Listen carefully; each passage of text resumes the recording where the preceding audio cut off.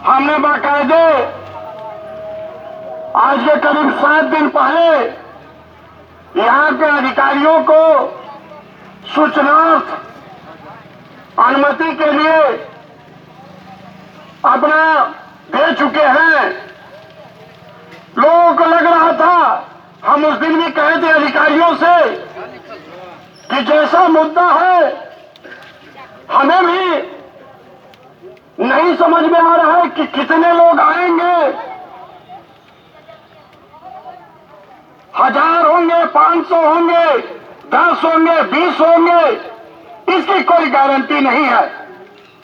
लेकिन आज जो जुटने की तादाद है, हमारी एसडीएम साहब से अभी वार्ता हुई, कहे कि राय साहब एकदम बढ़िया तरीके, हम एकदम निश्चिंत रहिए, हम लोग कोई गैर कानूनी लोग नहीं हैं, हम एक राष्ट्रीय संगठन के कार्यकर्ता हैं, अनुशासित लोग हैं, और हमारा ये केवल सभा का ही कार्यक्रम नहीं है, हम सबकी बात सुनने का कार्यक्रम है।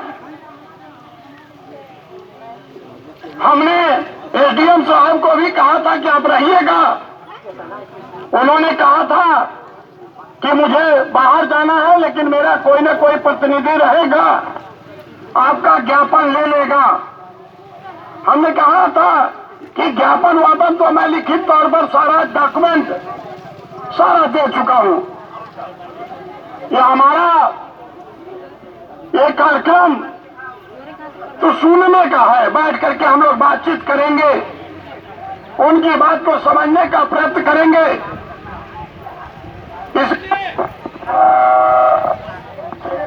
हमने प्रशासन को आश्वस्त किया है कि आप एकदम निश्चिंत रहिए,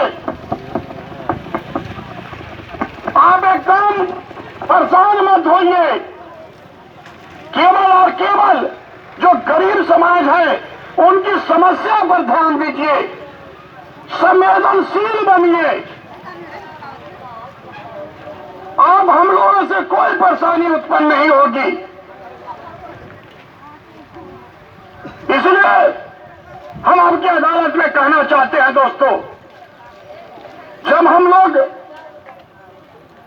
लोग को भी यह नहीं लग रहा था,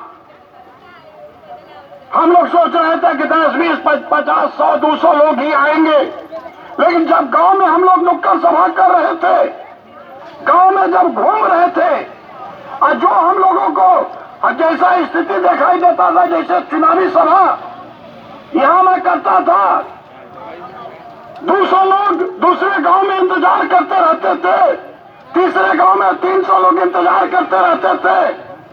वही प्रक्रिया हमने देखा, गांव गांव हम लोग को जोड़ रहे थे, चट्टी चौराहे पर लोग खड़ा होकर के हमारी बात, अपनी दुख दर्द समझा रहे थे।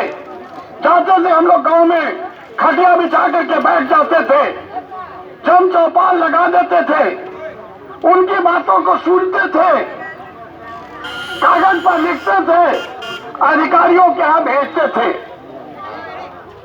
सारे अधिकारी लोग, डीएम साहब भी इस सवाल को लेकर के संवेदनशील हैं, वो भी इस बात को कह रहे हैं